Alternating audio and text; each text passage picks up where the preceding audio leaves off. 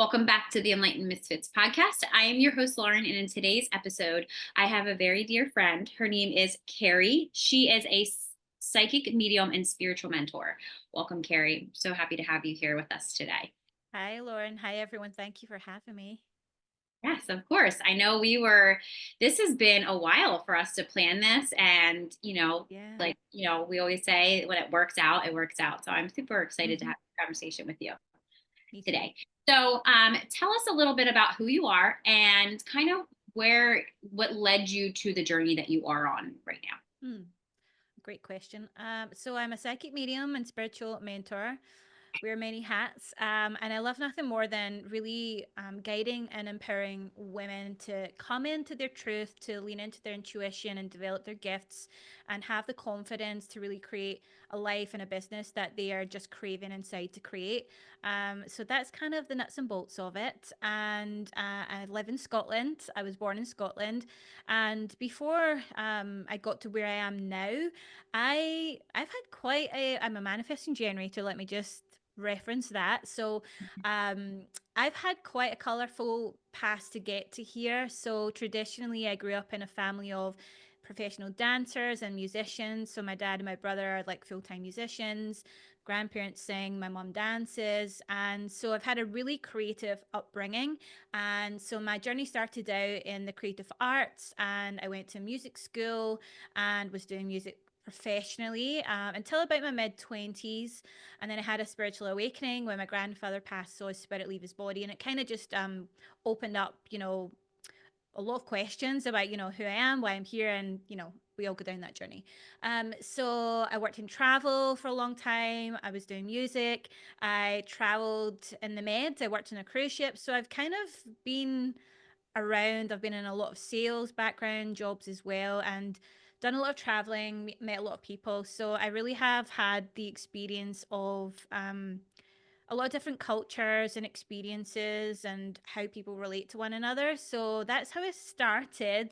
And then when I had the spiritual awakening, it kind of forced me because of what I witnessed for the first time, seeing spirit, especially with a grandfather, a loved one. And it really drew me into, opened up all my clear audience, and I was having some freaky experiences. And it just led me down the path of there's more to life than what we think in this reality. And yeah, over a decade now, here I am. I'm 40 now. That was around 21 to 25. And yeah, so that's kind of how I got here. Yeah, I Mhm. love that. I personally know more of your story, but I personally love it and how intuitive you are and how much you know about just everything, like astrology or if it's human design. And I know that we talked about this too, but it's just the detail. I'm like, you have to have some gate of detail or something in Yeah, your I human think I design. think I do. I can't remember exactly, but there's something in there. I think I have like one gate, and is that the Ashna? I think it's the Ashna, right, or something like Yes. that. Yeah. Yeah. Yeah. There's definitely. I think I'm a 1-3 profile as well, so I have a really investigative nature, and my strong foundation. I need to have the knowledge and whatever I'm passionate about or drawn to, and I won't feel safe and comfortable and confident enough until I have enough. And but I struggle with that. For anyone listening, I struggled since I was a young girl, with, because I had the investigative nature and I was always naturally very intuitive. A lot of my environment wasn't tuned into that. And so I was kind of known as the know it all. And when you're a kid and someone calls you a know it all, you just take that away as such a really horrible, bad perception of, oh, what that means about you. But now I understand that, it's actually a psychic clear as clear knowing. And we should all be in tune with that, depending on what it is that we are navigating in life, right? Yeah. So, yeah. I love that. I was to say thank you for sharing that too, because I've had similar experiences, and probably people that are listening also had similar experiences that they just kind of have this knowing.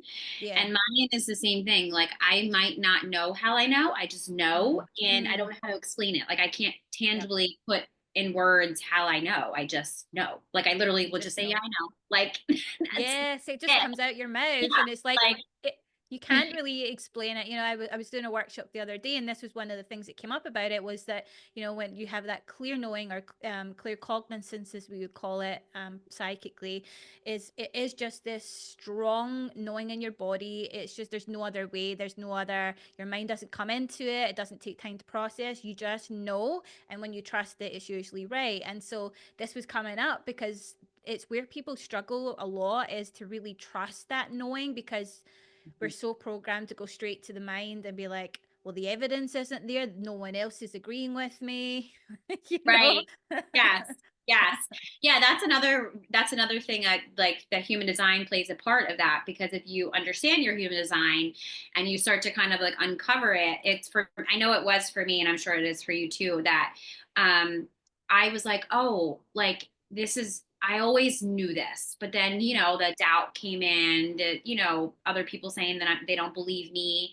I Mm, can't physically tangibly show you this. It's all energy. yeah. It's like, it's Mm-hmm. wild when people, I think I seen a meme it's like the other week, and it's like, it's wild that people believe in astrology, but they won't believe in energy healing. Yeah.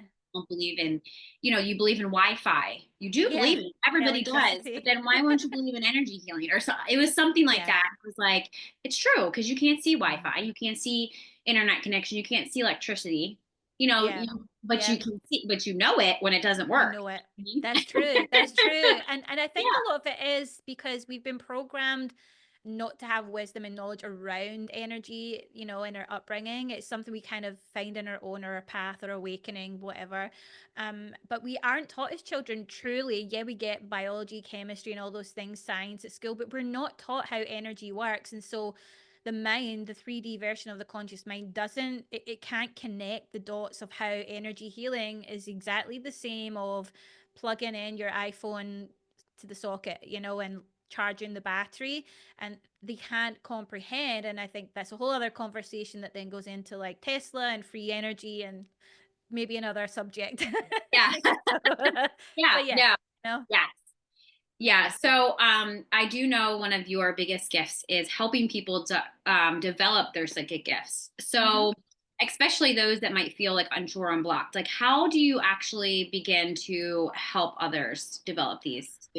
Well, they already have their psychic gifts, yeah, but develop them. that's a really, really good question. I've been doing this work for a long time and branched into like, mentoring the last couple of years, but especially the last year.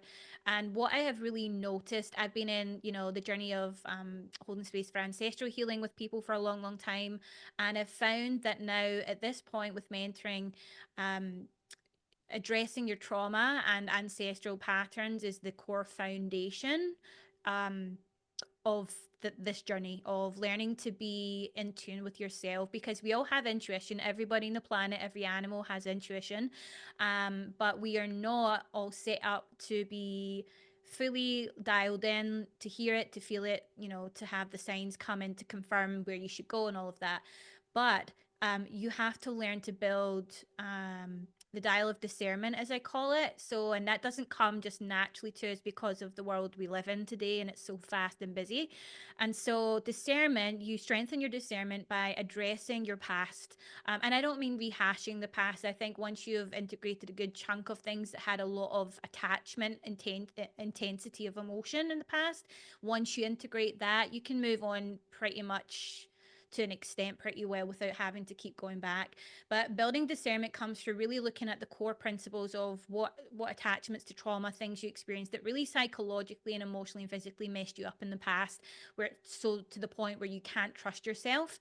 So addressing things like that through energy work. I also take people through a deep process where they're facing, their shadow, and there's a lot of different things ancestors will pop forward, so that it's giving them also an induction into the connection with spirit and loved ones in the spirit world, sometimes with guides, but discernment, really integrating, moving past the trauma, having a greater awareness is the core foundations of where we even start.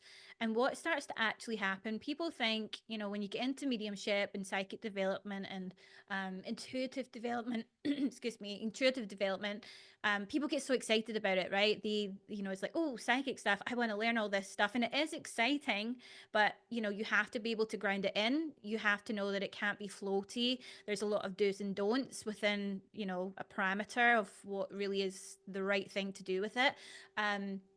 And grounding the foundations and just help people to then realize that, oh wait, I've been doing this my whole life, but I've had so many things, I've been distracted, I've not trusted myself, I've not had reference points and evidence to help me actually want to believe in myself and trust these abilities. So usually you find everybody has access to all of this anyway, but if we're not addressing trauma, if we're not looking down the ancestral roots and look at, like, even if you don't have strong connections to your family that are currently living with you, or even passed on family, you can still connect into the energy and people will step forward. And it blows my mind every time. It blows people's minds every time, especially if you haven't had strong connections, because people come forward and will confirm things to them that's very accurate to what is happening in their life or why things have happened for them.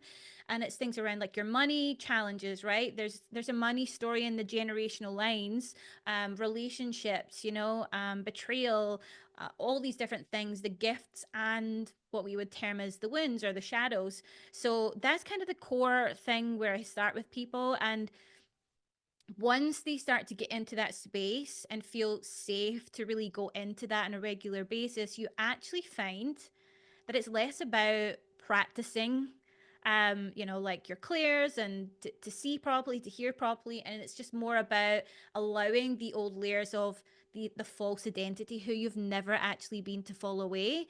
And then it's like your clear audience goes up. You can hear really clearly spirit and the guidance. You can feel it really strongly. You can know it. You can see it. You can sense it. And so yes, those practices, they are important to an extent, but you'll get to a point where you shouldn't have to need to do certain things to be able to be uh, a really good intuitive to make decisions for yourself and business. So a little long-winded, but I mean, I think I don't hear a lot of people talk about it from this perspective, and boundaries and all the things that come into play, but it's really about addressing a lot of the past so that then you kind of allow all this energetic debris to really naturally just fall away, because it all just sits in the field, right? It's all just sitting there and then it funnels into the body sometimes. And so once you can really address it and you move energy with your intention and do different practices, it just falls away. And what's left is the true you. So then you get to choose what you do with that next, you know? Yeah. I was going to say, yeah, there's a lot of good things that you said, but two things that you said too is you don't have to relive your past. Like, so Mm-hmm. if it's like past life, or if it's an Yeah. ancestral thing, I actually had this experience, what was it, last week? I was doing like, look, I was in meditation, and I did have a session with Mm-hmm. somebody that clears ancestral stuff. Mm-hmm. And because my shoulder hurt, like it was like really bad. And I was like, Mm-hmm. I kept having this vision, not judging my vision, but I had this vision of when I was 10, but not in this lifetime. It was a different lifetime Mm-hmm. that I was in a cotton field, and I must have been Oh, a wow. slave. And Wow. it was this girl, I was African American, and Wow. I had this pale, like I had, the things that you wear, and I Yeah. had it on my shoulders and I couldn't put it down. It was just like I couldn't, I think I Wow. even tried to put it down and I just couldn't.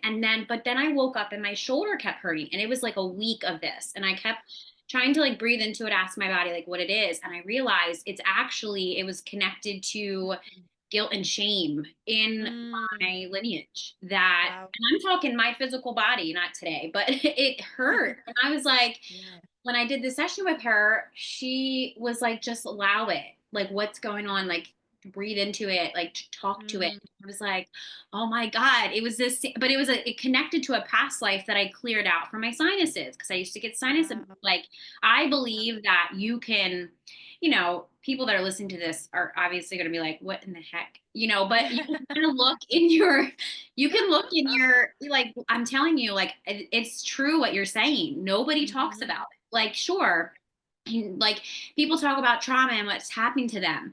Well, you're not the first generation that's happened to. What about Yeah. your mom? What about your grandma? What about, this? What about that? Obviously, when my grandmama was alive, she didn't tell me that stuff. Like now that No. she's passed over, yeah, sure, I could get, messages Yep. from her. Same thing with my dad's family.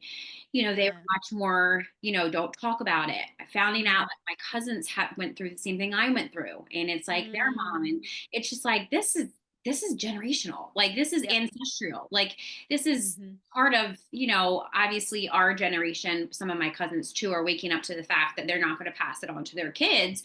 But, yeah, like my shoulder Mm-hmm. hurting had something to do with a past life. I mean, Wow. maybe it could have been logically, if I want to speak about it, maybe I slept wrong on my pillow. No, that's not right. Yeah. Like, I mean, it could be, but it's not. Maybe Yep. it's the way that my posture is, but it's like, it's not. It's It's like, if you not. actually, here's me. No, there's always a reason. Yeah, but I think people are going to start to learn this more. Like we look at the world, we could look at human design, the Yeah. next transition of the rising of the sleeping phoenix, right? And how everything's Yeah. changing, and people are not getting even the medical help in the way that they've been addicted to, right? Let's just say it, addicted to, attached to, codependent to, without Mm-hmm. having to look deeper. Now we need to look deeper. Now we can't go to some of those resources. So it's forcing people to look at the subconscious mind, to look at the body, to look at the emotions. And it is generational. You can see it. The deeper you get into this journey of your own journey, and you work collectively maybe with people in it, you can see clearly also collectively, like we just had a huge, one of the biggest storms in the UK and Ireland that we've had in, I don't know, since the 90s. And in certain places it was, quite bad, destruction. But we had this thing where everybody that was in fear went straight back into bulk buying and taking all the toilet roll like COVID, and cleared the shelves for a 7-hour storm, right? Now we Yeah. can look at that consciously and be like, what the heck, it does, that's crazy, it doesn't make sense. But I went, this is just Yeah. another reference point of World War I and II in Scotland especially, that we haven't generationally collectively cleared the energy around rations, of having kids having to be in bunkers and bombs going off. And that's just one example, but it was so clear to me another time of, this is why this happens, because the residue carries on in a different form until we actually transmute it. We can't ever delete it, but we can transmute it and change its form. And so I think that's why we're being forced to kind of think about things not so woo woo anymore and go, well, maybe people are onto something here. Maybe they're not just crazy. Maybe this is actually how the world has always been. Maybe this is how it's created, and this is what we have to focus on. Hey there, I just wanted to take a quick moment to share with all of you spiritual rebels and fempreneurs. If you've been craving a space where you can build wealth, heal trauma, and rise alongside like-minded women, I got something for you to hear about. I'm excited to invite you into the Enlightened Misfits Sisterhood. This is a low-cost, high-impact group membership designed exclusively for spiritual fempreneurs who know they need accountability and support to create sustainable wealth, but aren't ready to dive into a one-on-one mentorship. In this membership, you'll get monthly calls, rituals, healing sessions, and workshops to break through your self-doubt and build confidence so that you can consistently sell your offers and make money. This is also a collaborative private Facebook community where you make lifelong connections with other women who are just as serious as hitting their goals. And my personal guidance as your intuitive human design business guide and trauma healer, ensuring you stay aligned and on track with your business goals. Plus, you'll get free access to all my paid workshops and masterclasses, along with exclusive VIP pricing for my one-on-one Voxer membership. This membership is all about helping you heal the sabotaging behaviors blocking your abundance and using your human design to create a business that feels amazing to run. Imagine waking up excited to serve your clients and knowing that you have the exact support you need to hit every single one of your business goals every single month. So if you're ready to rise and build wealth with a sisterhood of spiritual misfits, make sure you click the registration link in the description box. Right now, the investment is just $88 a month, but the price will increase to $197 a month. Join today to unlock exclusive rates and get access to next month's kickoff call. Let's get back to today's episode, but remember, your next level is just one decision away. Join the sisterhood and let's rise together. No, definitely Yeah. the same thing, like the same thing happened in the United States too, like with the fire That's in California. And yeah, then yeah. everybody, it was either that fire, it's fire and ice, and that's literally Yep. what I remember. It's like the fires in California and then the ice storms, and like Mm. storms and snow here. And it was happening literally at the same time. And I was like, Yep. this is not I don't believe in coincidences, Mm. but No. this is very synchronistic to everything that is going on. And Mm. my family probably, my brother jokes with me, but I think he's actually starting to realize that my sister's Mm. never always, she is a conspiracy theorist, whatever you want to call me. But no, I just see it. Like Yeah. it's not, there's proof now and you Yeah. can't hide it. So You can't. That's it's it. like, that's not true anymore. But I mean, to Yeah. each his own, I don't change people's beliefs. It's just, it is what No, it no. is. It is what it is. I think you Yeah. become the embodiment of the experience. You can share your Yeah. truth and leave it there. And, because it is when you know something, when you know that you know that you know something without needing the logical evidence, it'll catch up in its own time. Whoever needs to hear it to see it, it's not our job to force it upon anybody. And there's many Right. different forms, right? There's many different perspectives. Yeah. Open Ashna, undefined Ashna here. Yeah, I was gonna say, yep, mine's defined as well. So it's like, I know all this. Yep. I just know, like, Yeah. so yeah. Now, before we wrap up, I do want you to talk a little bit about the subconscious programming. I feel like Sure. this has been, I feel like, starting to get huge in the, I think, spiritual development or spiritual community. More people are like asking about subconscious. Mm-hmm.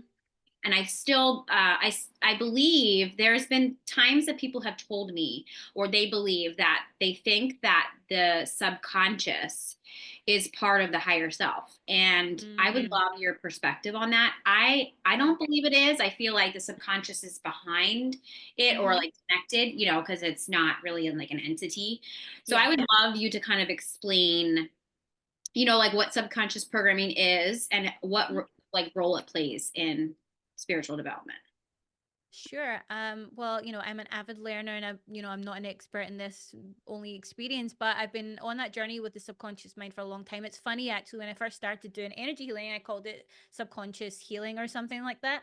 And it's Yeah. coming back around, the way that I look at it, I've been having these conversations with myself recently also about even the spirit realm, mediumship, channeling guides and all these things of what if, because really what it is the conscious mind. So let's just start here. The conscious mind is in the waking state, you running about all day while you're awake is 10% of 100% of consciousness, right? So we navigate our waking day with 10% awareness, and it's the 90% in the subconscious, which is actually running the show. So when you come in to the world, you do have, a set of DNA. You come in parts of your mom, parts of your dad, and down those lineages. And I've noticed that can also weave in different ways and ripple in different directions too. So it doesn't go straight to like dad and then to son, or sometimes it swaps and goes around. So we come in with, as the soul in the body, and we have kind of a clean slate, but we do have a set of things that we, in events that we will come to, that we have to work through, in generational karma that's playing out. Okay, so that's the first part. But we come in pretty neutral generally, and then we become programmed in the first 7 years subconsciously. So it's in the background, but the subconscious is the access point for creation, right? So the conscious mind is what we would term as the masculine. So it's like the action taker, the forceful one, the one that wants to provide and get things done, and but it's only 10% of your consciousness. And we look at the conscious world as actually the shadow world. It's actually the past. Collectively and individually, we've created everything that we see based on a past version, past event, past way of thinking, but it's not where you actually change your reality and your perception. That's in the subconscious. So The subconscious is feminine. And I'm like, you know, I think like the subconscious is the programs, you know, so it's like we are the computer, we have the computer, and then we have a set of programs, and they're going in the background, and those get programmed in or imprinted in the first 7 years roughly, in our childhood, which is why education is such a huge programmer for most children. Good or bad, take it or leave it. And then you have like the super conscious, which I believe is kind of the creator link, you know, so that goes above. So we have the conscious mind is like 3D, so the reality that we see, that we always want to overgive to and do more and fix, and you know, don't really get all the results. It takes a long time, it's hard, you know, it just takes a lot of effort to fix things in the outer world, but we act like the conscious mind is the 90%.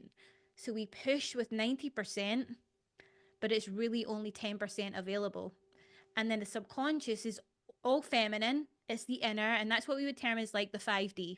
It's really the quantum field, the quantum programmer. And this is where it's an inward journey. It's connected to your feeling, to your emotional state, and your visual cortex, or however you would say that in the brain. So this is where you have to, with 90% of your attention, create like a video game, what you want to see, what you want to feel, what you want to be. And we're not doing it. We are not doing that. We are giving 90% to the waking state, conscious, fixing things, but actually you can't fix something that's already here. So that's the way I like to look at it. So it's about having to take time for yourself to get silent from the noise and start to really feel elevated emotions. Like, how would I want to, like, if you want to move to a new location, well, yes, you can do the physical things like, you know, okay, I'm going to look on Google or like, you know, the home things, and we're going to look it up. We can put the house up for sale. We know what we want to sell it for. And then it doesn't sell, right? Because you haven't had the emotion and the belief behind it to actually create it the way you want to. So when you start to go into your visual process and see it already done before you take any aligned action, it will sell. So I think we've been programmed this way in purpose, and that's a whole other conversation. But to disempower, to disempower us, because you know the people that have ruled this dimension for a long, long time, or energies that have, they've known this, they've known the power of every human being, and only a small percentage of the 1% has actually known the rules of the game. And so we all have the ability to change it. And because when more people come into this awareness, you can't have power over them because they're creating their own reality and they're changing things. And it just basically is like we come in thinking that we have a fixed identity. You know, like I came from poverty, my parents, my grandparents, my cousins, always poor. So that's my identity. I'm always going to be here. It's always just that's the hand I've been dealt, but it's not true, because your identity is malleable. You can change it, but we've got it all round the wrong way. And so I would even go as to say, it's a little bit far-fetched, but I would even go to say that the amount of years that I've been on that journey of many different modalities, probably like yourself, you know, you experience many things in your own journey and then teach things. And I actually now think, through all of that journey, being a typical manifesting generator that jumps through the hoops, that subconscious reprogramming is actually the fundamental, most important thing you can focus on, because it misses out time, right? So the fourth dimension would be almost like time. So 3D reality that we see, we don't like what we're seeing, we're trying to fix and change it, but we can't really, or it takes a long time. 4D is time, and then the fifth dimension is the subconscious, but it's also the quantum field of everything, and everything is already there. Like, you're not actually really even creating it. It's every possibility already exists, but we haven't focused on it. We haven't put our energy into it until it comes to be in the third dimension. And I just think it's so important, because you can bypass time when you do it the right way. Because we're also realizing that the whole programming of time and having a watch and, you know, hours in the day, time speeding up. And why is that? Because it's a program. It doesn't exist in other dimensions. Right. So you can bypass many things. You can change your health. You know, you can, yes, modalities are great, but then I start to sit back and think, okay, if somebody's doing ancestral healing for 6 months and a couple of things have changed, but then they kind of revert back into some kind of a, like they don't really get better. Short term they do and then they don't. It's because there's a subconscious identity attachment. So if you can actually start to go into that before anything else, you probably don't need the healing. That's what I believe. Yeah, I was going to say thank you for explaining that, because like you said, I've always believed in subconscious reprogramming, because I believe like that's why it was really important for me to figure out what I needed to do, especially having Lily, because Yes. Yep. if I didn't, she would have been 7 and I would have been like, well, shit, what am I going to do now? Yep. So it was really early on, when she was a 1.5, I started to be like, how do I master this thing? And then it was like, subconscious reprogramming, because I've even noticed with myself that I will do healing, or I will do this, and I will do that, the shamanic journey, go in, change contracts, go in and do this, do ancestral stuff. But the thing that blocks me, if it's emotional or a money block, because usually that's the only two real blocks. So we have, like, when we get, to each level, it's something different, but, it's like a fear of something like that I realize it's because simply of my subconscious programming. Like, if I change that, then I actually can, because I look back on my beliefs on what I had last year, or my beliefs that I had 2 years ago, and it's much bit different than I had now. Yeah. So I'd wholeheartedly believe that, literally. And like, that's why I'm like so big on the law of assumption. It's not just assuming that you're going to have it, or manifesting what you're going to have it. It's just like all these gurus of manifestation, they're teaching it wrong, because you can't just say that you're going to have this money's coming to me, all these affirmations, because that is not true, because the person's belief does not believe that. So I did it for myself, and it's like, that's why I feel like I need to record that happening. And that's why I'm asking, especially when, I was like, oh, I'm going to ask Kerry this question, because it is, I know it's a big part of what you do, so even.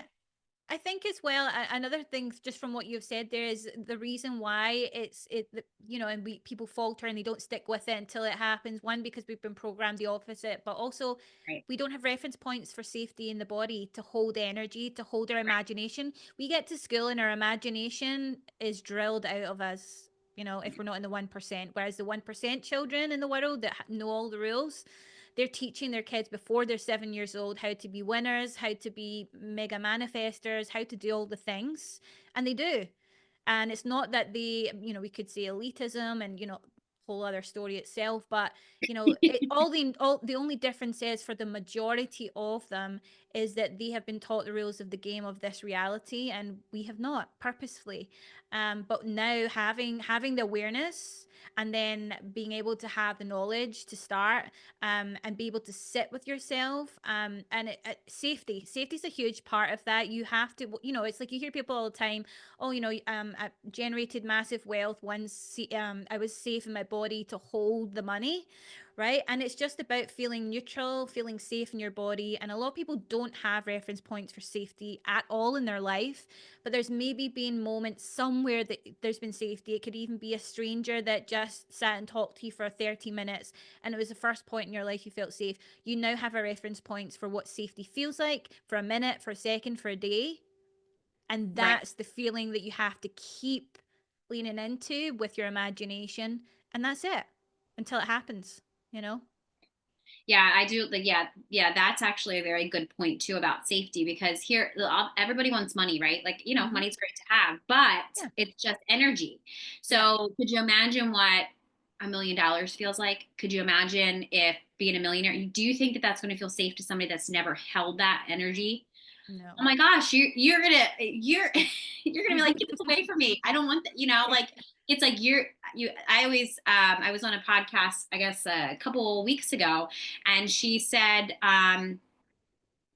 the one thing that she said is that, be careful for what you wish for. And I'm telling you, I've heard that probably from spirit so many times, because I wished for something, and it's like, I wished for money. I didn't get money. I got a lot of it. I got a lot of lessons on how to budget and control my money. Yep. And I'm like, same thing with patience. I asked for patience. I did not get patience. I got the complete opposite. I got a child, 5-year-old. No, I'm kidding. I'm kidding. Well, you know, the funny thing is, and I say this about like human design too, like, you know, because we're moving into that time where freedom is the ultimate manifestation, freedom of the spirit, freedom of the Yeah. body, abundance, right? But we all, to an extent, will talk about, oh, wish I had more freedom, right? And just not having to think about things. You can do what you want when you want, right? That's freedom to me, being able to move, to do whatever, to create. But when we set the intention of like, oh, I would love some more freedom in my life, or I would love some more money in my life, in order to experience the freedom, you have to experience everything that is the opposite to be able to hold that freedom. And that's one of the lessons that has humbled me so many times, just like what you've shared as well, that like the opposite of freedom is victimization in the shadow. And so, nobody wants to actually acknowledge that we all, to some extent, have been victims in our life because we've been programmed, right? And we've allowed the programming until we take our power back. So yes, be careful what you wish for. I agree with you. I have also experienced that, but people don't realize when they're asking for things how important intention is. But are you prepared to learn whatever you haven't learned yet around holding wealth or having that intimate, strong, supportive relationship, right? Because you're going to get the opposite in all kinds of ways until you've really learned that side of it and you can hold safety with someone new, you know? Yes. So before we wrap up, is there just one last kind of nugget? I know you gave us so much nugget of wisdom here, so thank you for that. But is there just like one last thought that you can tell the listeners before we end? Um, I guess the what I would leave your audience with is to remember that um, your focus is your currency in this life, not money, not other things.